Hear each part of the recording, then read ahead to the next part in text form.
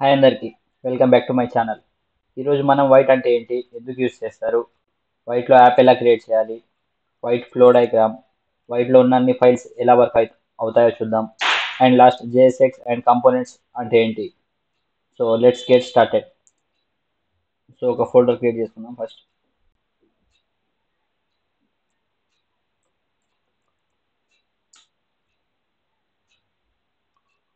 Open చేసుకుందాం VS కోడ్లో.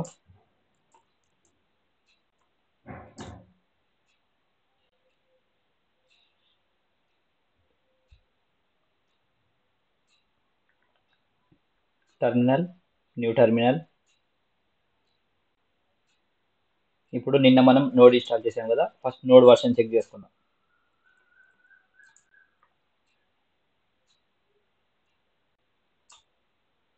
Node install అయిపోయింది, కరెంట్ వర్షన్ 22.16.0. సో నెక్స్ట్ మనం ఒక యాప్ క్రియేట్ చేద్దాం. ఇప్పుడు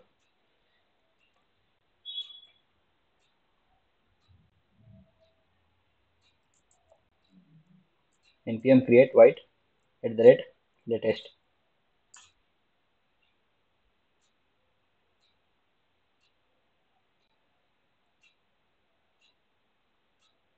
సో స్టార్ట్ అయిపోయింది. నెక్స్ట్ మన ప్రాజెక్ట్కి ఒక నేమ్ ఇచ్చుకుందాం, డెమో యాప్. నెక్స్ట్ ఫ్రేమ్వర్క్, మనం రియాక్ట్ చేస్తున్నాం, రియాక్ట్. ఇందులో variant JavaScript. Next no. ఇది install with npm and start now అనేది కదా, ఇది కొత్త వర్షన్, ఇది ఆటోమేటిక్గా npm ఇన్స్టాల్ చేసుకుంటుంది. Yes, install dependencies with npm.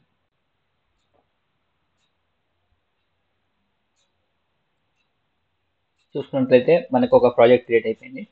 Next ఇది కాపీ చేసి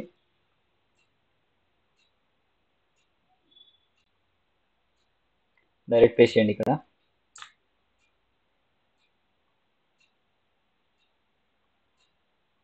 మన ప్రాజెక్ట్ క్రియేట్ అయిపోయింది, డెమో యాప్. లైక్ వర్క్ చేస్తుంది ఇది, వైట్ విత్ రియాక్ట్.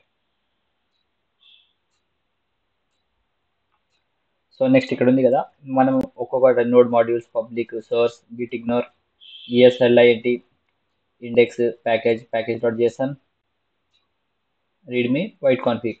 ఇవి ఎందుకు యూజ్ చేస్తారో నేను చెప్తాను. సో మనం ఫస్ట్ ఒక యాప్ క్రియేట్ చేసినాక ఫోల్డర్ స్ట్రక్చర్ ఇలా ఉంటుంది, డెమో యాప్. ఈ డెమో యాప్లో ఫస్ట్ నోడ్ మాడ్యూల్స్ అంటే ఈ ఫోల్డర్లో అన్ని ప్యాకేజెస్ ఉంటాయి. లైక్ రియాక్ట్, వైట్, మనకు కావాల్సిన అన్ని ప్యాకేజెస్ మనం ఇన్స్టాల్ చేసుకున్నామని నోడ్ మాడ్యూల్స్లో ఉంటాయి. మనం జస్ట్ npm ఇన్స్టాల్ అంటే ఇది ఆటోమేటిక్గా క్రియేట్ అవుతుంది. కానీ ఇప్పుడు కొత్త రియాక్ట్ ఫీచర్లో ఇది ఆటోమేటిక్గా వాళ్ళే ఇస్తున్నారు, రియాక్ట్ ఇన్స్టాల్ విత్ npm అని. నెక్స్ట్ పబ్లిక్, ఇది మన స్టాటిక్ ఫైల్స్ పెట్టడానికి, లైక్ మన ఇమేజెస్, లోగోస్, ఐకాన్స్, ఇవన్నీ పెట్టడానికి మనకి పబ్లిక్ ఫోల్డర్ యూస్ చేస్తాం.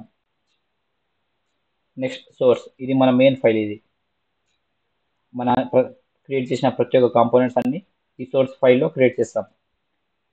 మనం యాసెట్స్లో మనం ఇక్కడ కూడా ఇమేజెస్ అవన్నీ పెట్టుకోవచ్చు, వీడియోస్ ఇట్లా.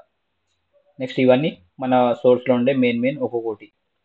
ఇది యాప్ డాట్ సిఎస్ఎస్ అంటే మనం యాప్ డాట్ జేఎస్ఎక్స్లో రాసే HTML కోడ్ని మొత్తం ఇందులో సిఎస్ఎస్లో మనం స్టైలింగ్ చేసుకోవచ్చు.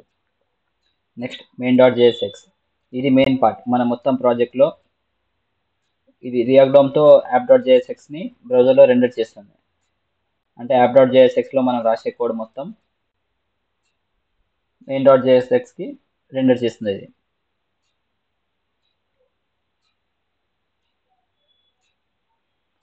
నెక్స్ట్ గిట్ ఇగ్నోర్, ఈ గిట్ ఇగ్నోర్ ఫైల్ ఏంటంటే మనం గిట్హబ్లో అప్లోడ్ చేసినప్పుడు నోడ్ మాడ్యూల్స్ అప్లోడ్ కాకుండా ఆటోమేటిక్గా అవి డిలీట్ చేసుకుంటుంది.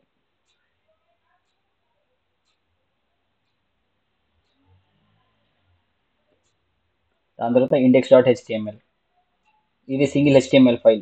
మనం రియాక్ట్లో రాసిన అన్ని కాంపోనెంట్స్ ఈ ఫైల్లో ఒక రూట్ ద్వారా వచ్చేస్తుంది. ఒక రూట్ క్రియేట్ చేసి ఆ రూట్తో మొత్తం మన files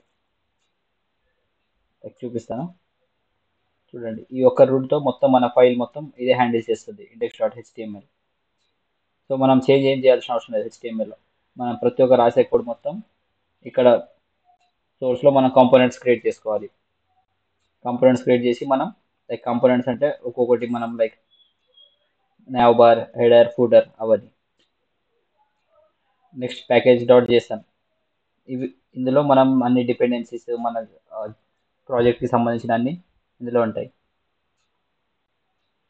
next readme white config, ఈ వైట్ కాన్ఫిగ్ మనం అసలు ఏ వర్షన్ ఇన్స్టాల్ చేసాం అవన్నీ చూపిస్తుంది. ప్లస్ మనం ఇక్కడ ప్లగిన్స్లో లైక్ మనం నెక్స్ట్లో నేర్చుకునేది లైక్ టెల్విన్స్ అవన్నీ ఎక్స్టర్నల్స్ లైబ్రరీస్ ప్యాకేజెస్ అన్ని మనం ఇక్కడ యాడ్ చేసుకోవాలి. సో ఈ ఫోల్డర్ స్ట్రక్చర్ అయిపోయాక యాక్చువల్గా ప్రాజెక్ట్ ఎలా వర్క్ అవుతుంది అది చూద్దాం. ఇప్పుడు ఈ రియాక్ట్ ఎలా వర్క్ చేస్తుందో ఒక ఫ్లో డయాగ్రామ్లో ఎక్స్ప్లెయిన్ చేస్తా. చూడండి, ఫస్ట్ ఇండెక్స్. మనం నార్మల్గా ఇండెక్స్ డాట్ హెచ్టిఎంఎల్లో మనం హెచ్టిఎంఎల్లో రాసినప్పుడు కోడ్ మొత్తం మనం ఇందులో రాస్తాం. కానీ రియాక్ట్లో వచ్చేసరికి మనం ఇందులో రాయం, ఎందుకంటే మనం రాసిన కోడ్ మొత్తం పబ్లిక్లో కనిపిస్తుంది. కాబట్టి మనం ఇందులో ఏం చేస్తామంటే HTML dot index dot HTML రాసినాక ఇందులో మనం ఏం చేస్తామంటే ఒక డివిజన్ ట్యాగ్లో ఒక రూట్ తీసుకుంటాం అన్నట్టు. లైక్ డివిజన్ ట్యాగ్లో ఒక ఐడి, లైక్ మన జావా స్క్రిప్ట్లో తీసుకున్నట్టు ఐడి రూట్.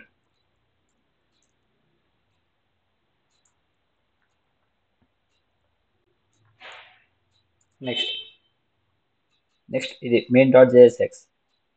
మన ఇక్కడ హెచ్టిఎంఎల్లో ఒక ఐడి ఉంది, డివిజన్ ట్యాగ్లో ఒక ఐడి రూట్ ఇచ్చుకున్నాం. అప్పుడు ఏం చేస్తా అంటే ఈ root direct main dot JSX ఉంటుంది.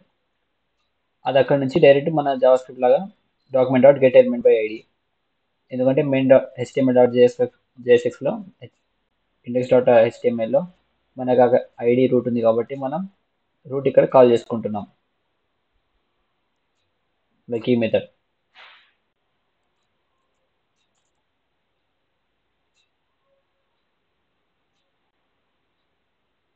ఇలాగా.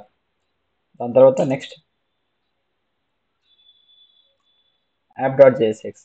ఈ యాప్ డాట్ జేఎస్ఎక్స్ అంటే ఏంటంటే మన మెయిన్ పార్ట్ ఇది.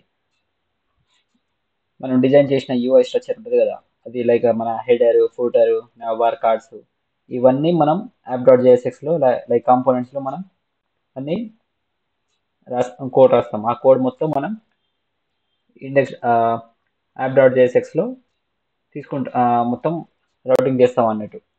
అయిపోయాక ఈ యాప్ డాట్ జేఎస్ఎక్స్ తీసుకొచ్చి మెయిన్ డాట్ జేఎస్ఎక్స్కి కనెక్షన్ ఇస్తాం. నెక్స్ట్ ఒక లైవ్ చూద్దాం ఒకసారి ఎలా చేస్తామో. మీకు లైక్ ఒక లైవ్గా చూపిస్తాను మీకు. ఇప్పుడు సోర్స్ ఉంది, సోర్స్లో ఒక న్యూ ఫోల్డర్ క్రియేట్ చేసుకుందాం. కాంపోనెంట్స్, ఈ కాంపోనెంట్స్లో మనం ఒకటి లైక్ ఒక ఫైల్ క్రియేట్ చేసుకుందాం.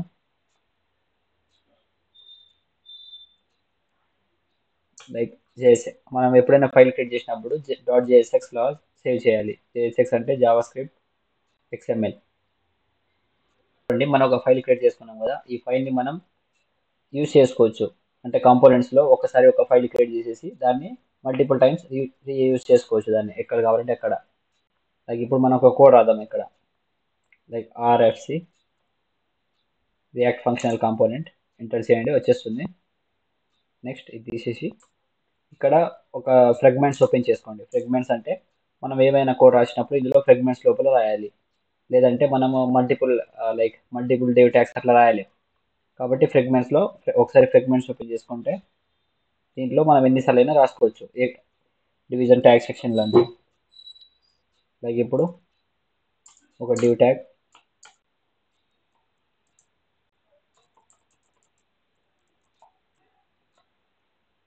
చూడండి ఇప్పుడు దీన్ని ఇదేంటంటే ఈ యాప్ డాట్ జేఎస్ఎక్స్కి సిఎస్ఎస్ అది, ఇవన్నీ మనం క్లియర్ చేసేద్దాం. ఇప్పుడు ఇక్కడ ఒక ఆర్ఎఫ్సి, ఈ ఆర్ఎఫ్సిలో ఇది ఉంది కదా, ఇది తీసేసి ఫ్రాగ్మెంట్స్లో మనం ఇంపోర్ట్ చేసుకుందాం. అంటే సికే డాట్ జేఎస్ఎక్స్ ఉంది కదా, అది ఇంపోర్ట్ చేసుకుందాం. లైక్ ఇది సికే డాట్ జేఎస్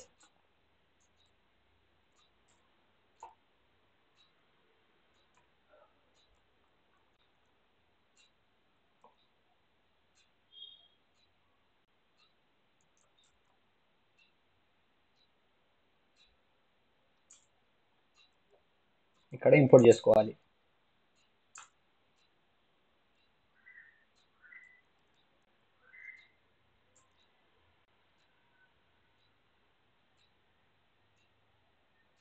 ఓకే, ఇది క్యాప్షన్లో ఉండాలి. ఎప్పుడైనా మనం ఫైల్ క్రియేట్ చేసినప్పుడు ఇది క్యాపిటల్లో ఉండాలి, కాబట్టి మనం చేంజ్ చేసుకుందాం.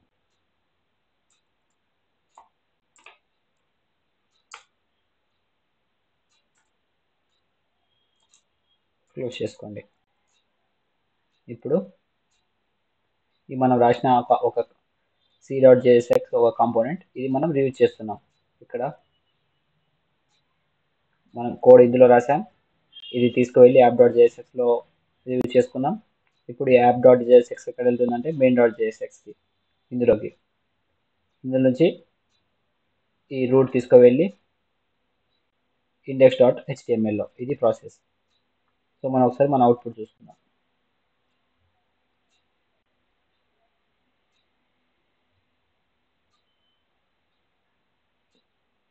టెర్మినల్. నెక్స్ట్ ఇక్కడ cd డెమో యాప్. cd అంటే మనం క్రియేట్ చేసిన ఫైల్లోకి, ప్రాజెక్ట్లోకి వెళ్ళడం. npm run dev. ఇది ఒక కమాండ్ మనం ప్రాజెక్ట్ స్టార్ట్ చేయడానికి.